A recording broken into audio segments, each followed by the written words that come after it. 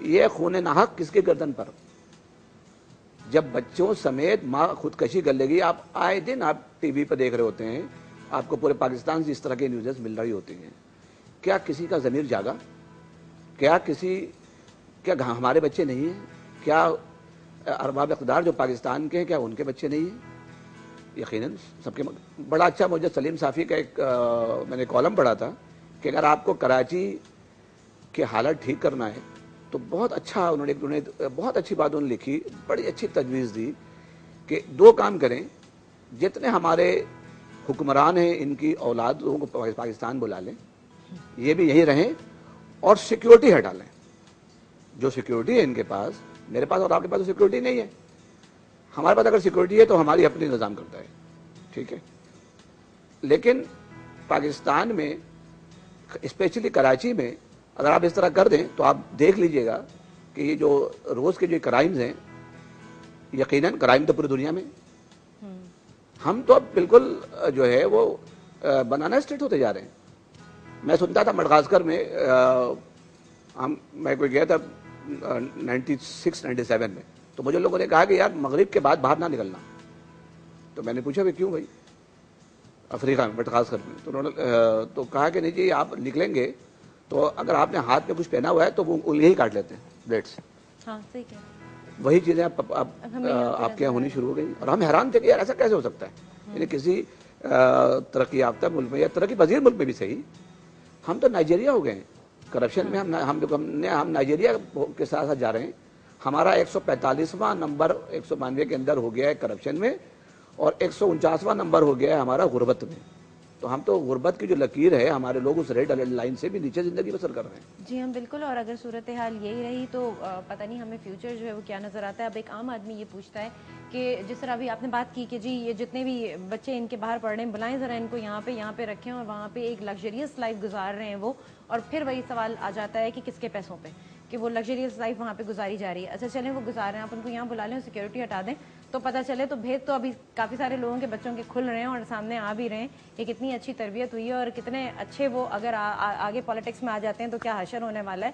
اس کے ساتھ ساتھ جو ایک چیز ہمیں نظر آ رہی ہوتی ہے اور جس کا ہم لوگ مشاہدہ بھی کر رہے ہوتے ہیں، ہمیں ہنسی بھی آ رہی ہوتی ہے. میرے خیال سے پوری دنیا ہم پر ہنس رہی ہوگی یا ہمارے بڑوں پر ہنس رہی ہوگی کہ کرتے کیا ہیں. مطلب جعلی ڈگریوں پہ بیٹھے ہوئے ہیں آپ. اور حیرت کی بات ہے کہ کسی ملک کے بڑے بڑے عہدوں پہ فائز لوگ جعلی ڈگریاں لے کے بیٹھے ہوئے ہیں، اور ایک آدمی جو جینوئن ڈگری لے کے پڑھ کر آیا ہے اس کو آپ نوکری نہیں دیتے.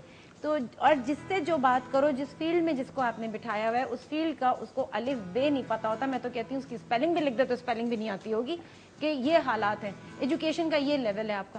جب آپ نے ایجوکیشن حاصل ہی نہیں کی، اس چیز کا الف بے نہیں پتا، اس چیز میں آپ ورکنگ کیسے کر سکتے ہیں؟ بڑی بڑی فیلڈز ہیں، میں نام نہیں لینا چاہوں گی لیکن آپ بھی یہ بات جانتے ہیں بہت ساری ایسی فیلڈز ہیں جس میں ہمیں اس فیلڈ سے ریلیٹڈ ایکسپرٹ لوگوں کی ضرورت ہے. لیکن آپ کہتے ہیں کہ جی کام چاہیے انجینئر کا، بٹھا دیا آپ نے آرٹس والوں کو تو نہ چلی. وہ آرٹس والا کیا کرے گا؟ نقشے ہی بناتا رہے گا الٹے سیدھے، اور وہ والا کام نہیں کر کے دے گا. تو بہت ساری پرابلمس ہیں. مزید میں بات کروں گی ان ڈگریوں پہ تو میں ضرور بات کروں گی، لیکن ایک چھوٹے سے بریک کے بعد. جاگے ذرا Pakistan, morning Pakistan, morning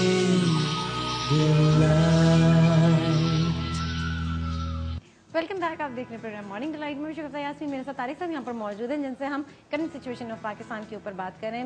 break پہ جاتے جاتے کچھ باتیں کرتے ہوئے ہم چلے گئے تھے تو وہیں سے اس سلسلے کو جوڑتے ہیں، پھر ان کی رائے بھی لے لیتے ہیں کہ ایک چیز جو ہم کہتے ہیں، ہم ایجوکیشن کے حوالے سے بات کر رہے تھے، ڈگریوں کے حوالے سے بات کر رہے تھے، تو کتنی عجیب سی بات ہے کہ ایک ایکٹریس یہ کہتی ہے کہ جی اعلان کیا اس نے کہ جی میں نے BBA کر لیا. تو بہت بڑا کارنامہ انجام دیا آپ نے. آپ ذرا دوسرے ممالک میں جا کے تو دیکھیں کہ باقی جو جتنی بھی ایکٹریسز وغیرہ ہیں یا ان کے دوسرے فیلڈ میں جو لوگ ہیں ان کی تعلیم کا معیار کیا ہے. کوئی ڈاکٹریٹ کر کے بیٹھا ہوا ہے، کچھ کسی نے PhD کیا ہوا ہے، تو وہاں پہ کوئی ہلکی خواتین نہیں ہے. تو آپ دیکھ لیجئے ان کے چلنے پھرنے بولنے اٹھنے بیٹھنے کا انداز ہی الگ ہے. پھر آپ الگ الگ امتیازات دینا شروع کر دیتے ہیں. تو یہ ساری چیزیں جو ہیں وہ کچھ سمجھ سے باہر ہے کہ آپ کا کرائٹیریا کیا ہے یہ تمام چیزیں دینے کا. دیکھیں ہمارے یہاں کوئی کرائٹیریا نہیں ہے پاکستان میں. ابھی آپ نے پچھلے دنوں سنا ہوگا جامعہ کراچی نے، میں خود جامعہ کراچی میرا تعلق رہا ہے، اور یقیناً میری جو ہے وہ مادر الگاہ ہے وہ جامعہ کراچی. مجھے بہت محبت ہے کراچی یونیورسٹی سے. اور ایک زمانہ تھا ہمارا 80s کا جو ہم کہا کرتے تھے کہ جس نے کراچی یونیورسٹی جو نہیں گیا اس نے پڑھا ہی نہیں. ہم کراچی ہائٹ ہیں. مجھے بڑا افسوس ہوا اس دن وہ دیکھ کر کے کہ رحمان ملک صاحب کو اعزازی PhD کی ڈگری سے میری مادر علمی نے نوازا ہے. تو مجھے شرم آئی اپنے اوپر شرم آئی کہ جب یہاں یہ حال ہو. اور آپ نے جو بھی بات کہی BBA کی ڈگری کی کسی ایکٹریس, دیکھیے ایکٹریس کو ڈگری ملنا کوئی اعزاز ملنا بری بات نہیں ہے, ٹھیک ہے, اس کی اپنی خدمات پہ, لیکن یقیناً کہاں کسی چیز کا کوئی معیار ہوتا ہے. میں نے اسے لکھا بھی ہے اور میں کہنا بھی چاہتا ہوں کہ ابھی جو 23 مارچ کو جو پروگرام کیا ہمارے صدر صاحب نے, آصف زرداری صاحب نے, تو وہ ایک اردو کا بڑا اچھا محاورہ ہے کہ اندھے بانٹے ریوڑیاں تو اپنوں کو. تو انہوں نے ان تمام افراد کو وہ قومی اعزاز سے نواز دیا جس میں محترم رحمان ملک صاحب, جن کی ڈگری ہی ابھی ہضم نہیں ہو رہی تھی, ان کو ایک ستارہ امتیاز, پتہ یہ ستارہ جرات کیا نواز دیا گیا. فرزانہ باری صاحبہ کا میں چٹک کروں ذکر, چلتا آپ کے پاس ٹائم کم رہ گیا ہے, OGDC سے اربوں روپے نکال کر بے نظیر انکم سپورٹ پروگرام میں ڈال دیا گیا اور اس کو پھر اپنے پولیٹیسائز کیا گیا, پولیٹیکل مقاصد کے لیے استعمال کیا گیا, جس کی چیئرپرسن جناب فرزانہ صاحبہ ہیں, فرزانہ راجہ صاحبہ. ان کو ایک اعزاز سے نواز دیا گیا. اس ملک پاکستان کا کون سا ایسا شدید شعور شہری فاروقی خاندان کے کارناموں سے آگاہ نہیں ہے؟ جناب عثمان فاروقی صاحب, جناب سلمان فاروقی صاحب, جناب شرمیلہ فاروقی صاحبہ, سب کو اعزاز سے نواز دیا گیا. میں زیادہ بات نہیں کہوں گا, آپ کے چینل پہ پتہ نہیں آپ کی کیا پالیسیز ہیں, لیکن جب اب یہ معیار ہو, دیکھیے پوری دنیا کے اندر اعزازات دیے جاتے ہیں قومی ہیروز کو, بالکل دیے جاتے ہیں. اگر قومی ہیرو, اگر نیلسن منڈیلا اور سلمان فاروقی صاحب کو ساتھ کھڑا کر دیا جائے تو نیلسن منڈیلا خودکشی کر لے گا اسے ایوارڈ ملنے کے بعد. اگر یہ معیار ہو کسی چیز کو جانچنے کا, یہ مملک, دیکھیے دنیا میں 2 ایسے ممالک ہیں جو بنے ہی مذہب کی بنیاد پہ ہیں. صحیح. ایک ہم بدقسمتی سے, چاہے وہ ہمارے لوگ مخلص تھے یا نہیں تھے, چاہے پاکستان بناتے وقت جنہوں نے یہ نعرہ دیا کہ پاکستان کا مطلب کیا لا الہ الا اللہ, انہوں نے ہمیں ایکسپلائٹ کیا, یقیناً ایسے ہی تھا. آج اور دوسرا اسرائیل. دنیا میں رہنے والا کوئی بھی یہودی, کہیں وہ کسی جگہ بھی رہتا ہو, وہ اسرائیل کے لیے ایک مخصوص فنڈ میں فنڈنگ کرتا ہے. صحیح. دنیا کے جتنی بڑی ملٹی نیشنل کمپنیز ہیں, دنیا, امریکہ آپ چلے جائیں تو امریکہ کے اندر جتنے بڑے آئل سیکٹر, جتنے بڑے فائنینشیل سیکٹرز کے جو مالکان ہیں وہ یہودی ہیں. وہ اسرائیل کو سیو کرتے ہیں, اس لیے امریکہ اسرائیل کے خلاف کوئی بات نہیں کہہ سکتا, امریکہ اسرائیل کے خلاف نہیں کھڑا ہو سکتا. ہماری بدبختی اور بدقسمتی یہ ہے پاکستان کی اسپیشلی کہ ہمارے حکمران مخلص نہیں ہیں, ہم بھی مخلص نہیں ہیں. بالکل ٹھیک بات ہے. یہ میں اور آپ تو شاید ٹیکس دے رہے ہیں, میں اور آپ تو ٹیکس اس لیے دینے پہ مجبور ہیں, انڈائریکٹ ٹیکس تو ہم دے رہے ہیں, ہم ڈائریکٹ ٹیکس بھی دے رہے ہیں کیونکہ ہم جاگیردار نہیں ہیں. ہماری آمدنی پر ہم اپنا ٹیکس شو کرتے ہیں, اور میں تو خیر چونکہ NRP ہوں تو وہاں بھی ٹیکس دیتے ہیں, اور ہمیں یہاں پاکستان میں بھی ٹیکس دینا پڑتا ہے.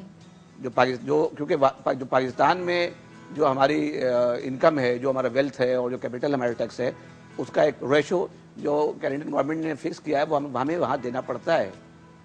تو ہم یہاں کے آمدنی پہ بھی ٹیکس دے رہے ہیں اور وہاں کے تو ہم دیتے ہی ہیں. تو ہمارے ٹیکس تو جا رہا ہے, لیکن کیا اس ملک کا جاگیردار ٹیکس دیتا ہے؟ کیا اس ملک کا بڑا صنعتکار ٹیکس دیتا ہے؟ مجھے بڑی شرم آئی ایک دن سن کر کے کہ نواز شریف صاحب نے جو ذاتی ٹیکس دیا تھا وہ 5,000 تھا.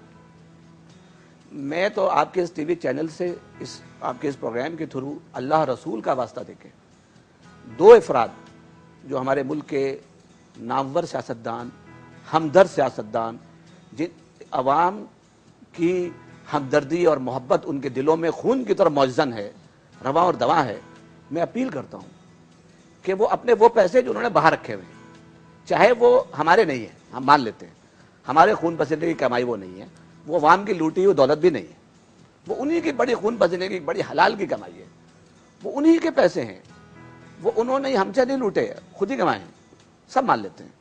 اگر یہ وہ اپنے حلال پیسے سو کالڈ